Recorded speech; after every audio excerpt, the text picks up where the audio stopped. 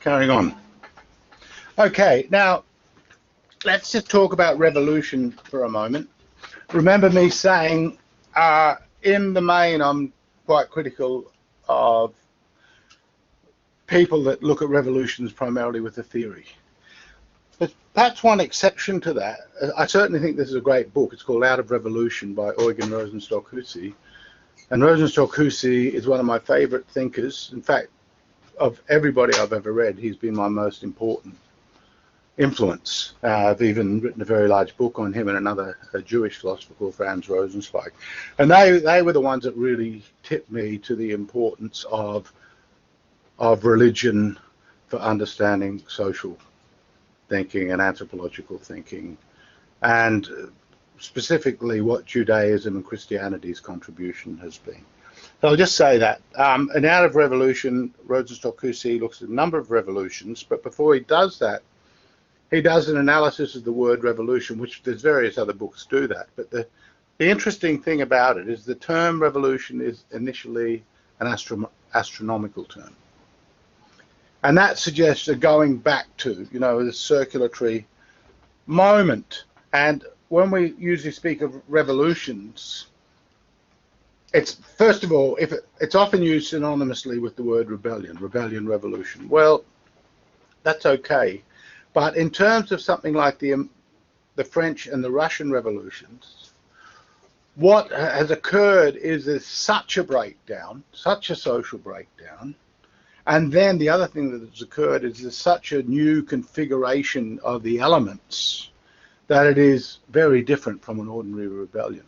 So in this sense, I don't think it's unreal to say that the West is really defined by the revolutions that constitute it. I'm not saying revolutions haven't occurred elsewhere. I think Islam, what Muhammad did was a revolution. I think that you really have to use that term as well. To describe, but in that way also I'd say Christianity and Judaism are revolutions of a sort as well. So religion is often bound up with a kind of revolution. But when we're speaking about political revolutions, it's mainly takes off this term. It's a very modern term. As I said, it comes out of astronomy. But as Rosenstock-Huessy points out in this book, the word revolutionary as a noun or adjective, sorry about the typos there, did not exist before 1789. So that the English used the word revolutionist at the time of the English Civil War for the adherence to the Whigs of 1688, or in the aftermath of that Civil War, with the setting up of a new constitution and a new monarchy in Great Britain. But the Americans did not even have the adjective throughout the whole Revolutionary War. And as late as 1791, Patrick Henry, again player in the American Revolution, had to speak of the Revolution War in his speeches because revolutionary did not exist. It would have meant insurgents, and the Americans did not want to be insurgents. They stood for civil law and order against the British troops. And that's another interesting thing, the so-called English Civil War, the English Civil War or the so-called English Revolution, that the participants against the crown were basically arguing to restore a lost order. So it was a restoration, not just a revolution. But with the French, they designated who stood with their reason on the side of revolution. So this then becomes a very positive term. It's seen as a positive term. And that's, let me see this. Okay. As a positive term, and that has come through the French Revolution to the Russian Revolution. So in today's world, it's not uncommon for people to speak of revolution in a very enthusiastic and common sense. In a very enthusiastic sense, as if we should know that we should all want to revolt against the oppression of the system. That's a very 1960s way of talking, but again, it has its roots in the Russian and the French Revolution, as well as some other movements in Western Europe. So the whole modern vocabulary comes out of France, but the real decisive thing about what the French Revolution does in terms of coming up with this new kind of currency. It is a really meant to be an overthrowing of everything that had preceded it. When we speak of the enlightened philosophers that drive the revolution and the importance of a character like Rousseau within that, who died before the revolution, but is a very important theoretical, philosophical contributor to those undertaking the revolution in France. And not everybody who's caught up in the tumult even is thinking of themselves as revolutionary. We're really speaking of a relatively small group of people that consider themselves to be revolutionaries. What was I going to say? So it's that old, in the case of Rousseau, he even speaks of the creation of a new Adam. It's going to be a new man. And that formulation, new man, is also part and parcel of the narrative around the Russian Revolution and around Marxism. We're going to create a new man. So it's like everything that has historically happened in the past was a mistake. It's all based upon superstition. It's all based upon prejudice. It's all based upon a lack of understanding, the unruly imagination, the conspiracy of the priest class, the oppression of everybody by this small elite. That's the way in which the world is understood through this revolutionary template. There's a lot of myth in that. Historically, there's a lot of fantasy in that. We also use the word revolution for, oh no, I'll come back to that in a moment. As Rosenstock said, is an old objective and descriptive word which now embraces the expression of a subjective passion. So by the time you get to, say, Karl Marx and the group of socialists in the mid 19th century, revolution is really the subjective passion. We can change things. All we have to do is will it strongly enough, understand, in Marx's case, the laws of history, and get in sync with that, and then oversee it, and then we will make the transformation. But as I said, it may be used synonymously with rebellion, but what we're thinking of is terms of a total social and political transformation. And I'll come back to the point that can only really occur where there's a great breakdown. There's a complete breakdown of that order. And in the case of the Russian Revolution, what you actually had was a group of students and the intelligentsia that were actively working towards that breakdown. They wanted that breakdown. The French Revolution is very differently. It's not really preceded by a revolutionary group. The revolutionary group, in a sense, emerges. It's some authors that, if you follow through the implications, you see the whole world has to be changed. But they're not setting themselves up in the same way that the Russian intelligentsia are and other revolutionaries. There's professional revolutionaries in Russia before there's a revolution. In France, the revolutionary comes out of this tumult, comes out of the revolution.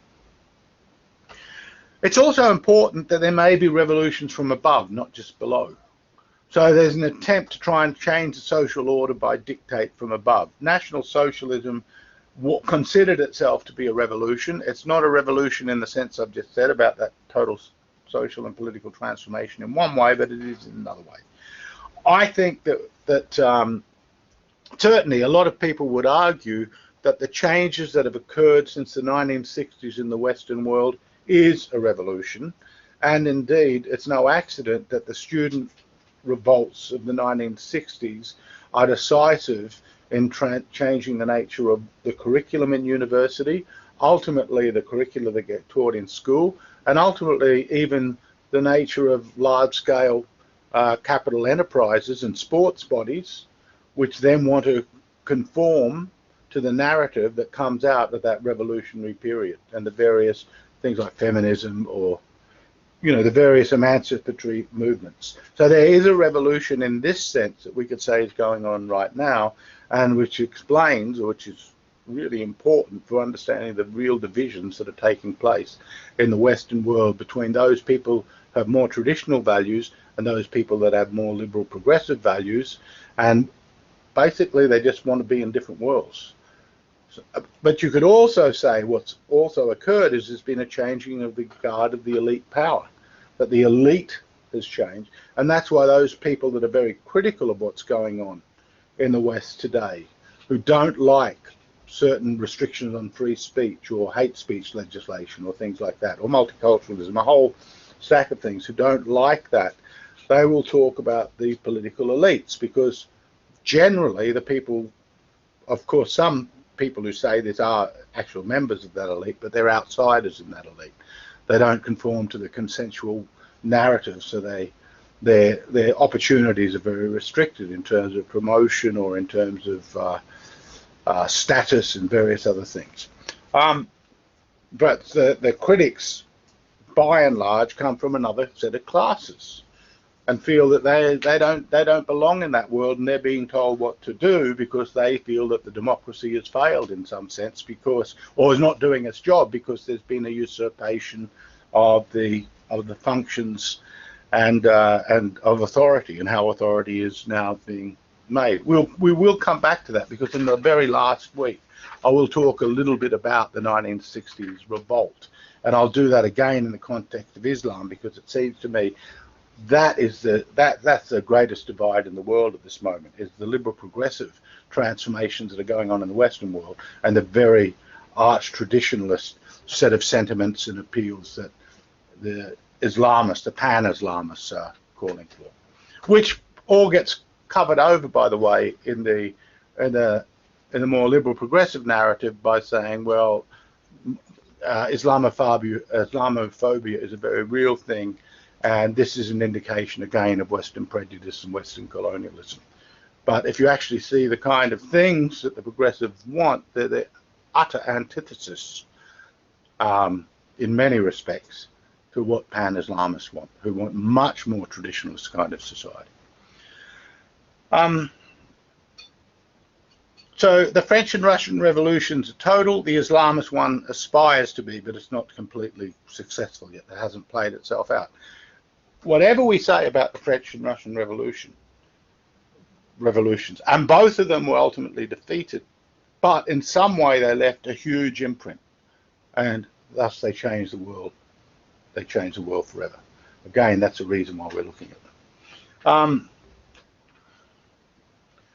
I had said that about the model. They're not really models, and in a sense, because they required a complete social breakdown, that's one reason why they're not easily replicated, even though there are other parts of the world where there have been a social breakdown, and they have tried, especially in terms of to follow the Russian Revolution, to try and go along certain lines that the Russians did. One thing that was replicated, and this is in China today, when we speak of China as a communist country, we know that China is no more communist in terms of its economy than I am a magician.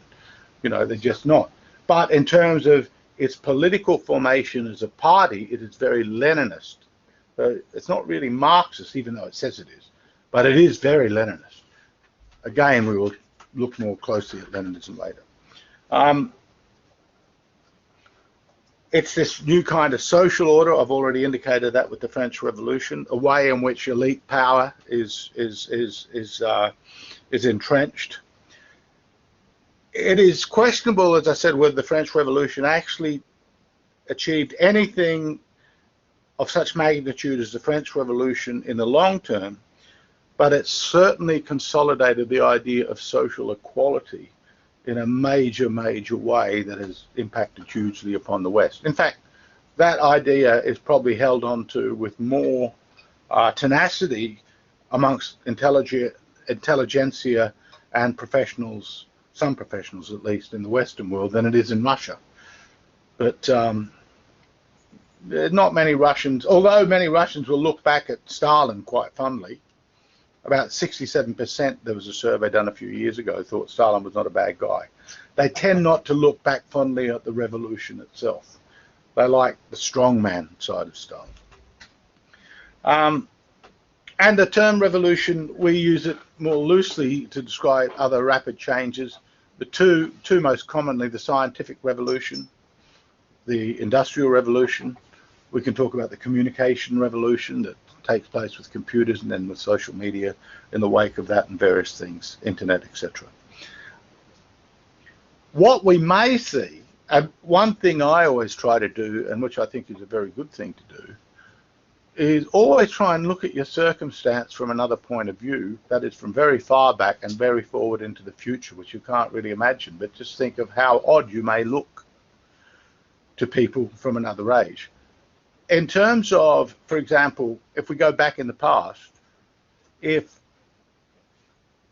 we entered into their consciousness and they looked at us and the way in which we valorize politics and talks about it, they would be very surprised, because they would see that in everyday conversation it's such a part of daily life for so many people when it never was.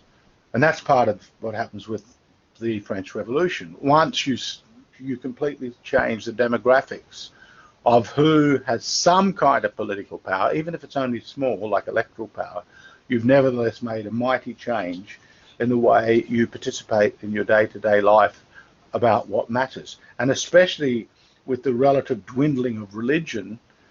And again, you know, the imagination abhors a void. This phrase, nature abhors a void, but it's true of the imagination. And I think in many ways politics has come to fill that void, which is why there's so many people who teach politics who think that if you listen to them, you'll change the world in a way that you'll get exactly what you want, and they think that, and they want. You can see I'm quite skeptical of that, because I don't think anyone ever gets what they want. I just don't think life is like that. So let's talk about let's talk about Europe now, just very briefly. I just want to, before I touch on the American Revolution or the French-Indian Wars, you could say that there were a sequence of revolutions that all circulated, had some circulatory influence within Western Europe. And the first one of these, it's Rosenstock-Huessy does a very big section on this, and I think he's one of the first to really make the running that there was such a thing as a papal revolution, albeit it was previously simply called the investiture conflict. But what everybody knows who's ever studied political history and political philosophy and political theory with a historical bent is that there was a massive split in Western Christendom between the Holy Roman Emperor and the papacy. And what was happening was that the papacy was trying to restore the authority of the church. When I say restore the authority of the church had only staggered power, and Rome was a long way from the rest of Christendom, so there wasn't that great deal of authority. But what the Pope tried to do was to ensure that the priest caste were not simply beholden to the emperor and imperial drives and needs. And the big issue of the day, the big reason behind what's called this papal revolution, the biggest issue was clerical celibacy. Priests shouldn't marry. Now, why would that marry? Because this is getting, you know, discussed again, but in a very different context, you know. So some people say, look, God, you know, we know priests aren't God, why shouldn't they marry? And of course, the Orthodox priests, they marry. Protestant priests, they marry, or pastors, they marry. They just take. So when the reformers were making the running against the hegemony of the Roman Church in Western Europe, this was a very big issue, that we should go into the world, and this was a great mistake of the church, said Luther, to think that we can be monastic and celibate, and this was really not doing proper service to what we are, and we're created in God's image, so we should not deny this part of ourselves. Well, in the 10th century, or the 11th century, sorry, this is in 1070s, what was happening was that the emperor was appointing bishops and higher clergy, not the papacy. And also what was happening is, although there had been a long history in the Western Church of a general belief that if priests were married, then they should still be celibate, but in the main, priests shouldn't marry. But all this changed with all the tumult and upheavals in the 7th and 8th, 9th century, with the Vikings, the Muslims, the Magyars, all basically creating havoc in Western Europe, where it went from being the aftermath of the Roman Empire, which was still, there was still, some pretty large urban centres and trade routes of urban centres, to being largely an agrarian society. And so the cities, really urban life didn't come back again until around the 11th century. That's when there's a drift into, when there's great agricultural surpluses, and with those surpluses, the setting up of fairs, and then there's the setting up of cities, and then there's the cathedrals being built in the cities, and a life starts to form around that. And so we once again get this very archaic division between the rural and the urban. But the urban, as I said, had largely disappeared in Western Europe. There are some exceptions, but in the main that was the case. So what was happening was, now at this stage, there are a lot of priests that were married, and they were passing on their property to their children. Now, the church had acquired a lot of property, because one of the things about Catholic Christianity is it recognizes we're all sinners, and indeed the kind of world in which Christianity took root was, and this is very ironic, I'll just compare it to Islam for a moment. Islam from its inception was a warrior-based religion. Muhammad was a warrior, a great warrior, and that's very important in the foundational act of Christianity. Judaism had its moment of warrior leaders, but then with the fall of the kingdom, that goes. But the central founding story of Judaism is the story of Exodus, the story of we've been an enslaved people. Then they build a kingdom, but then they become a people of diaspora. Of course, I'm oversimplifying this, but this cartoon-like picture is important.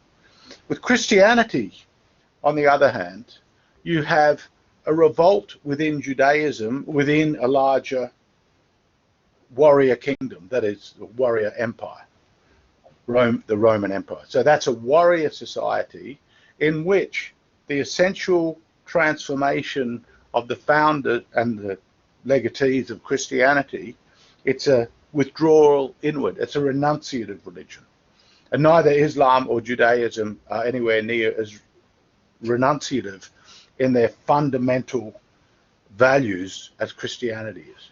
Now, but what happens is, with the breakdown of the Roman Empire, and in fact even once Christianity becomes the official religion within Rome, and then Rome moves over to Byzantium, where that becomes then the center of the Roman Empire, Western Europe starts to be overtaken by various tribes and everything.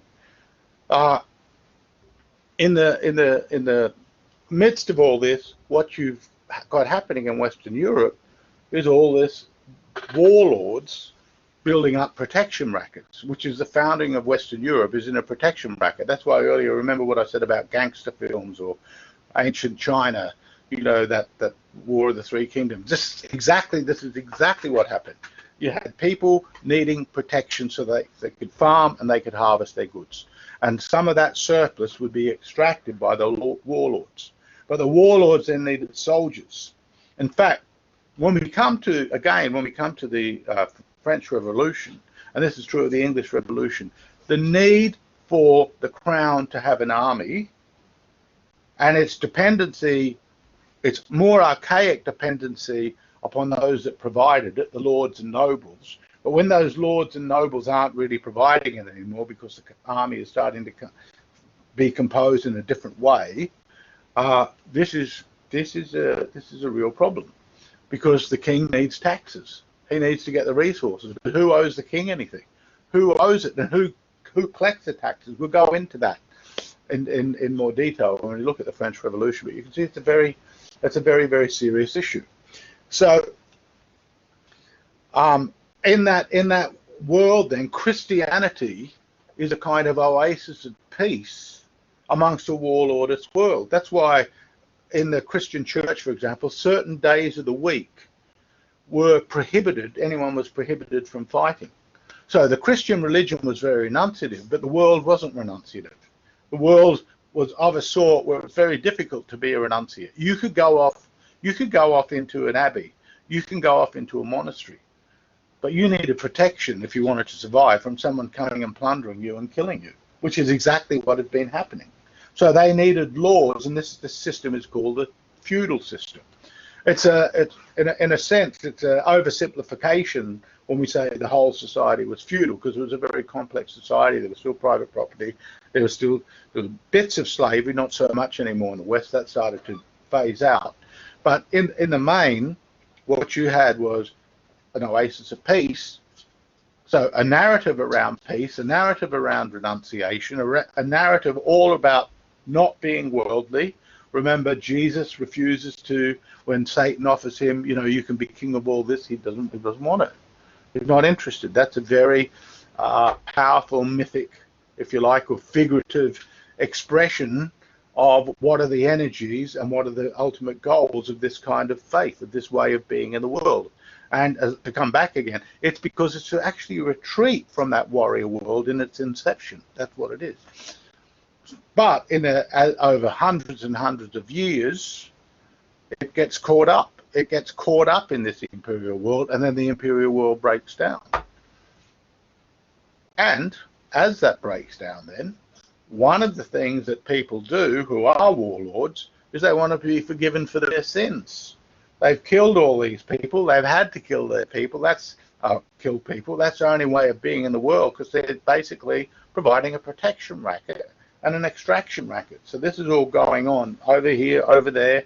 You've got people that you can summon, that some of them can summon others, like all these different gangs calling upon people to go and help you protect you, and you need the food supply.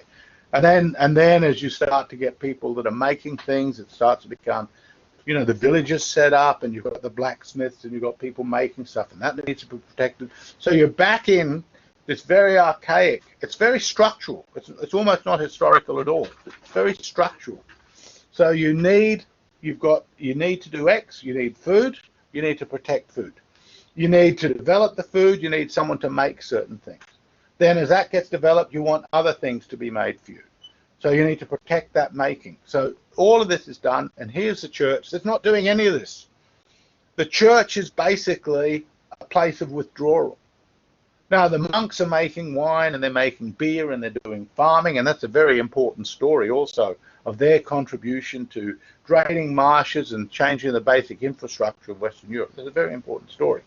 But nevertheless, they're not warriors, and they're not farmers of the other sort, and they usually have special privileges, and it comes from the value that they're seen as. Now, again, another reason why anyone with political power, and this is, again, why political power and religious authority have always worked close in tandem up until the French Revolution, which, as I said, maybe the intelligentsia have replaced the priest class with the ideas place. So it's maybe not that different at all in terms of structure, but in terms of form, it may look different. So what the priest class offer a certain sanctity. They seal the bond of the oaths, and thereby seal the authority, and hence they help, in a sense, provide a reflection of the divine upon the authority. So here now we have a legitimate system. Again, I'll just jump back to the ancient world. In the ancient world, all the cities had their gods. Now, Christendom has had one god. All the ancient cities had their priests. They have their rituals and their sacrifices. It's a very similar kind of thing. And the warlord now, their status and authority is divinely sanctioned, as is their relationship between all their underlings. That's divinely sanctioned. And in that divine sanction, there is a social cohesiveness which is very dependent upon the priest class. And ultimately, when the Pope is doing the running and saying the Bishop of Rome is the true heir of the legacy that was passed from Jesus to Peter, something that Rome had been making constantly, which had led to a fallout between the Orthodox Church. This is in the 11th century, not long before this other move by Gregory VII, 25 years earlier or so. But it's a very similar claim that is being made and was being disputed, and the Bishop of Rome is saying, I'm not just like any ordinary bishop. I really matter. The church really matters. And a whole new system of law was being developed at this time, or begins to be developed, ecclesiastical law, so that the priests or the nuns, anyone of a religious order, then is beholden to that law rather than civil law. As you can see, there's a big problem, and you might know the story of Thomas à Becket, or go and see the movie Thomas à Becket, where Becket is executed by some of which king was it? Henry II, was it? Anyway, the English king. He had appointed Becket thinking that Becket would be useful to help him against Rome, and ultimately, because the one thing they wanted, what he wanted was to put everybody, the king wanted, was to put everyone under the same law. And Becket wouldn't play ball. Becket had been his hunting and drinking and whoring companion, now becomes very religious, refuses to do this, and some of Henry's knights go and kill Thomas à Becket. This is a bit later, but it's all part of the same tapestry of reasons and events. And so when the Holy Roman Emperor, who in many ways sees himself as a real bastion of the church and had been the Pope that had crowned the Holy Roman Emperor going back to 800, that was a defense mechanism when Rome was nothing. It was really nothing. It had no geopolitical significance, and as far as the rest of the church was concerned, it may as well not have existed, because it was far, far away in a world in which communication between the groups was so poor and infrequent. But when there's an attempt to rejuvenate the church, which is exactly what Pope Gregory was doing, he wants to rejuvenate it. One of the things that he picks up is all this church property that's being passed on by these feudal lords and other wealthy people in order to save their souls. So the church is accumulating all this property. That's now going in, being treated like private property, because priests are married and passing it on to their children. And people hated it.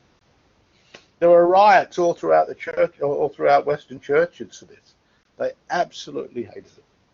So to me, this is a very good example of how something so far back ultimately is enormously important, and everybody's forgotten this. But it's hugely important in creating what happens in the Western Europe, because that consolidates the church's power. And what the Pope does in this standoff with Henry is he says, okay, I'm going to dissolve all the oaths of fealty. So anyone who you've got fighting for you, who's taken a bond for you, anyone who's beholden to you because of a sacred oath they've taken, they can forget it, because you no longer are a member of the church. You're excommunicated. And there's a famous story of Henry the penitent in the snow waiting in Canossa, and he had to supplicate himself before the Pope and do, severe penance for what he had done. It was a long time before this actually meant priests stopped marrying.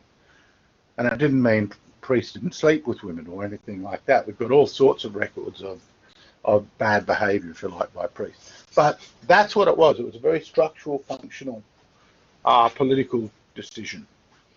And that basically led the distinction, which had, again, it was very archaic. You can find much earlier church doctrines of the two kingdoms, the two swords, earthly and terrestrial. But if you read medieval political philosophy, you will see that's the biggest issue of the day, is what obligations is the Pope, what obligations to the terrestrial ruler, what are the different divisions and different functions. And this led to, in fact, it led to a massive civil war. Later than this, but it led to a massive civil war that went for centuries, a protracted civil war, which again, Dante talks about it at length.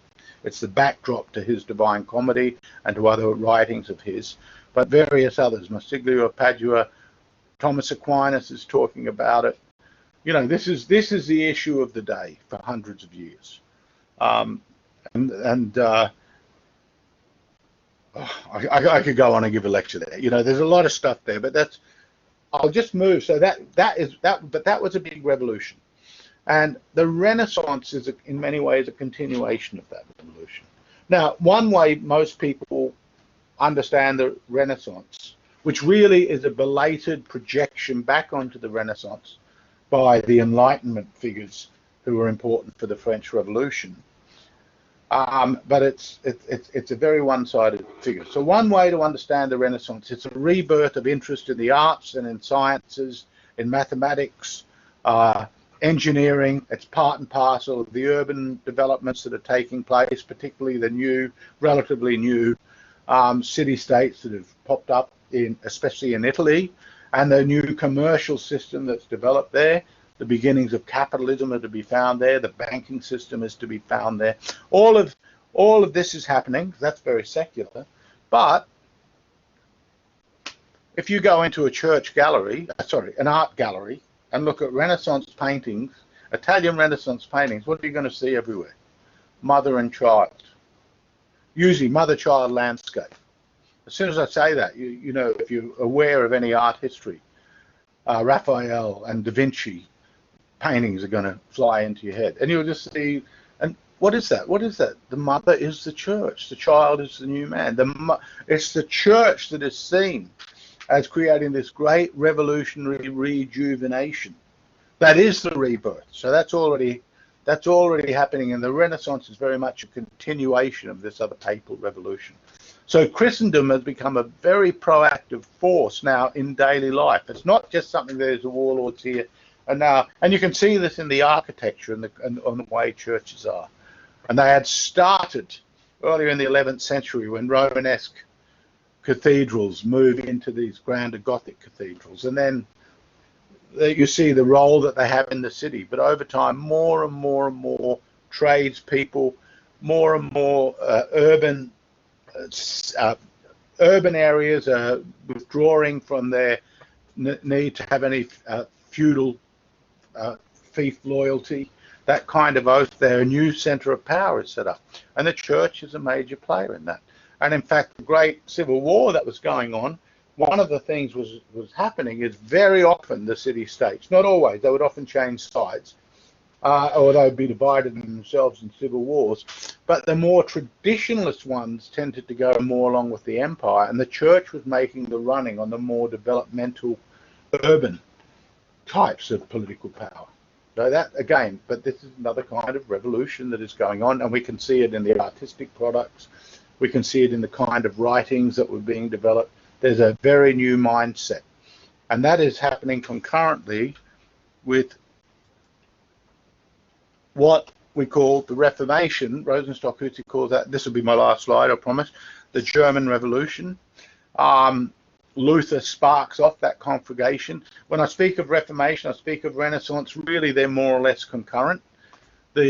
Just as we would say that in fact, you could say that the high point of the Renaissance in terms of Catholic representation is the building of St. Peter's in Rome. With all the art, you look at all the artwork in there as well as that. That's all Renaissance. You know, the architecture's Renaissance, the paintings are Renaissance.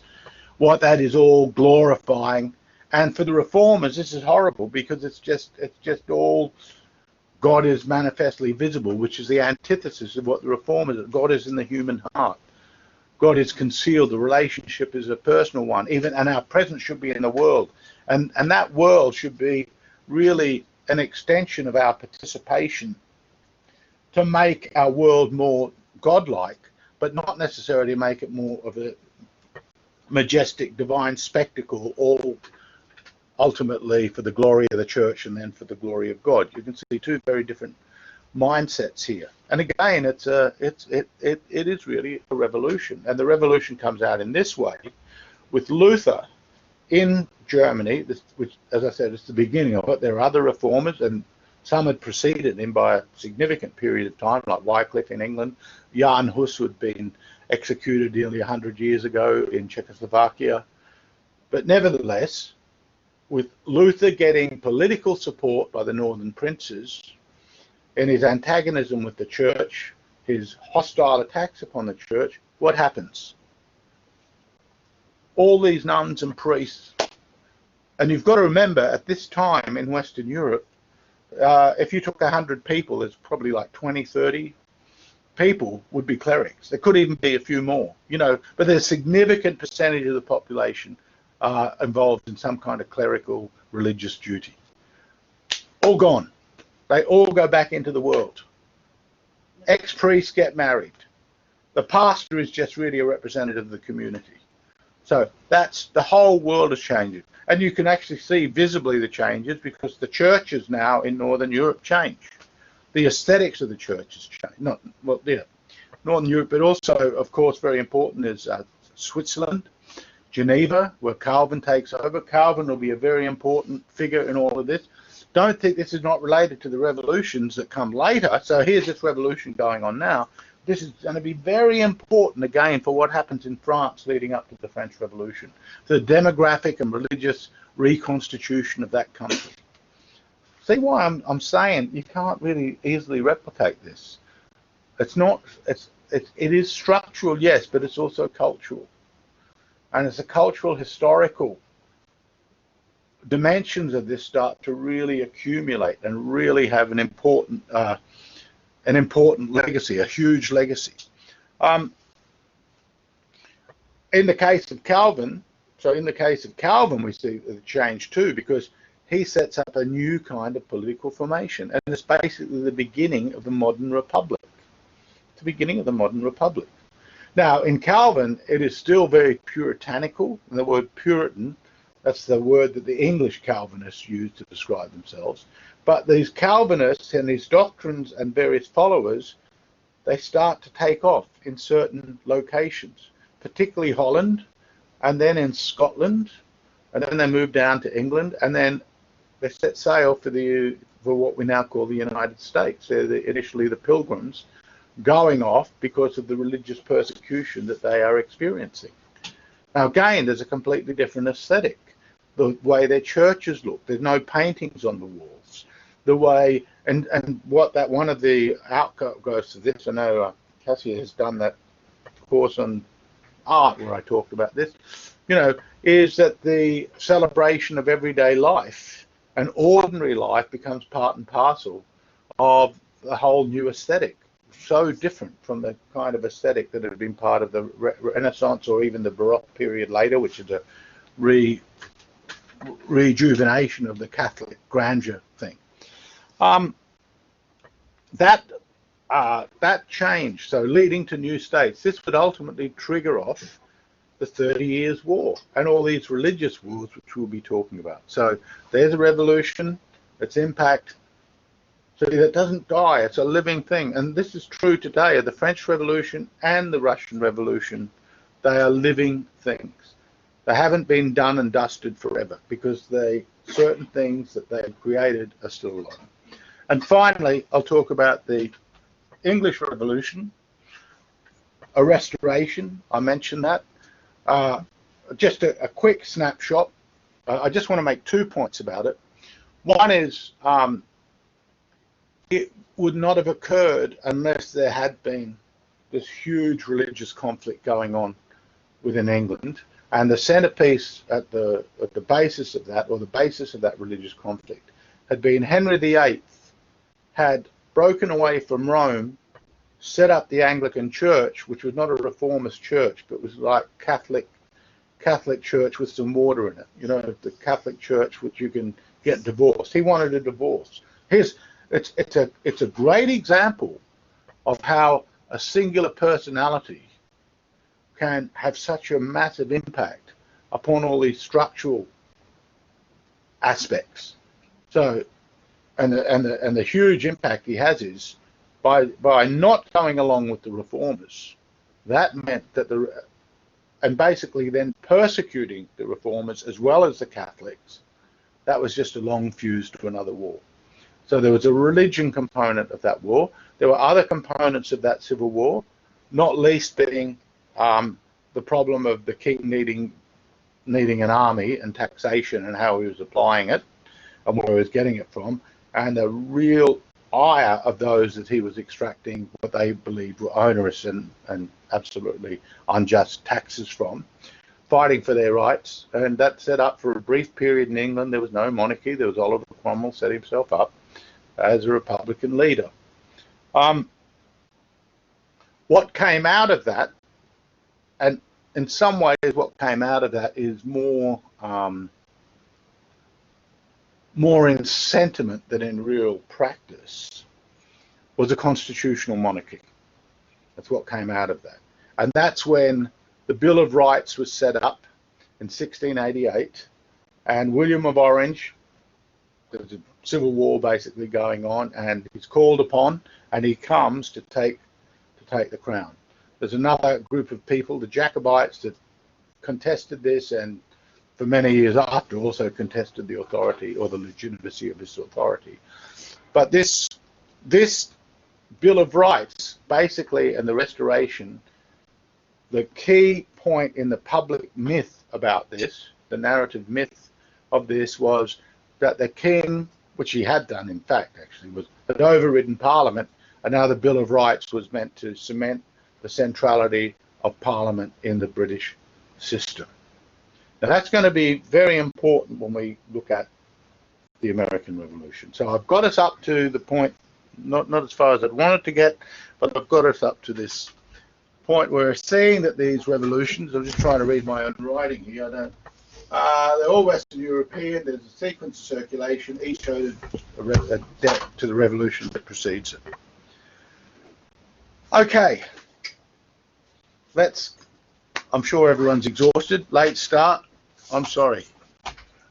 I'll see you next week, we'll be in here, I'll send out an email.